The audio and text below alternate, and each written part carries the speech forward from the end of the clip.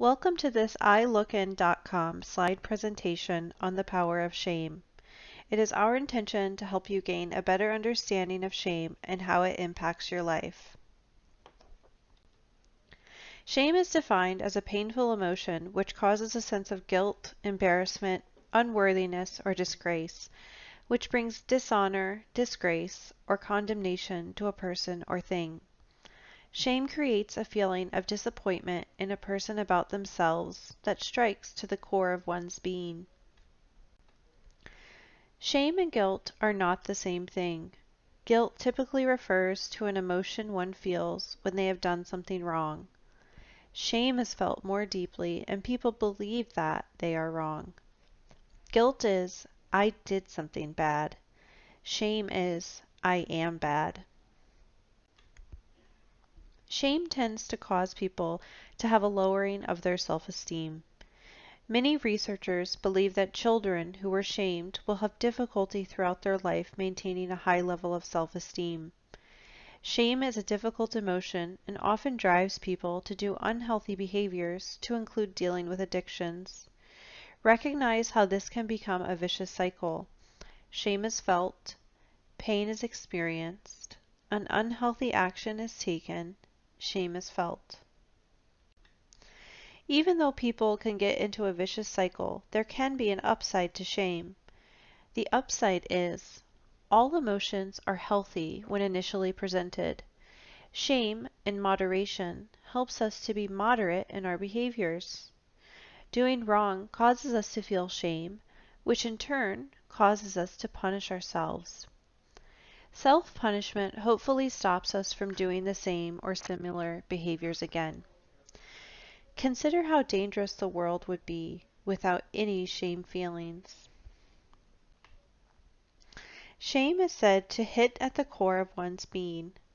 Shame becomes a part of you, and it is difficult to remove the feelings. Shame may cause people to become estranged from others due to feeling so badly about themselves. There is a theoretical framework espoused by Joseph Weiss, which says that emotional distress may be closely associated with the primary problems of excessive guilt and shame, with anger being a secondary response. Shame also comes with certain beliefs held by people. These pathogenic beliefs tend to prevent people from pursuing ordinary goals, which causes those same people to be susceptible to addictions. O'Connor and Weiss suggest that people inhibit themselves from pursuing normal goals in an attempt to avoid guilt and shame, as this could lead to depression or addictive behaviors. The vulnerability to unhealthy action is high. We have included a number of empirical studies for your perusal. Please take a moment to review these resources.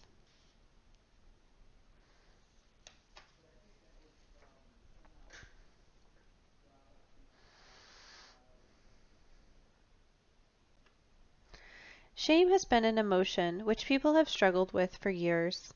Here are two research items spanning from 1946 to 1994 which speak to the evolution of shame.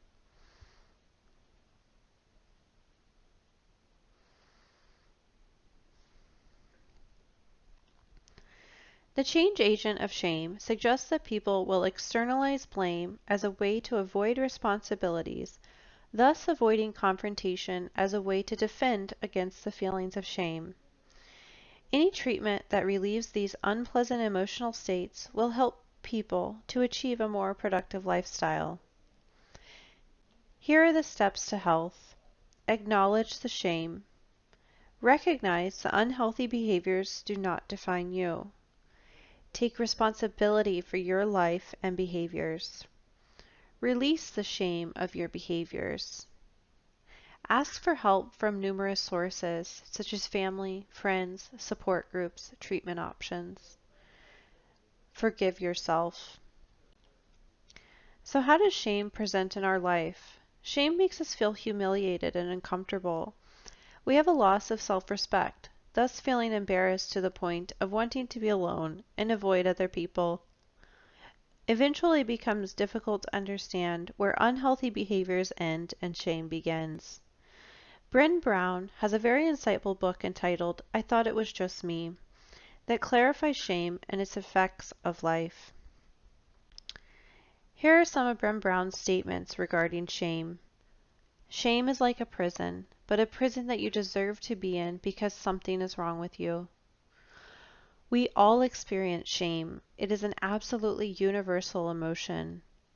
When we are in shame, we don't see the big picture. We don't accurately think about our strengths and limitations. We just feel alone, exposed, and deeply flawed. We are able to move away from our feelings of shame. People have the capacity to learn coping mechanisms.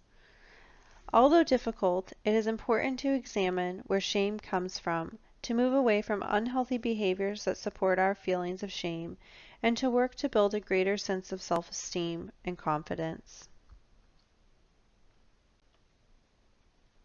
Additionally, it is necessary to own mistakes while working to make healthier choices. Recognize that what other people think of you is not important, but what you think of you is extremely important. Learn and practice relaxation and meditation. And lastly, journal, journal, journal, as shame can be released via writing. What is freedom from shame? Recovering from shame and allowing yourself to live life fully and freely.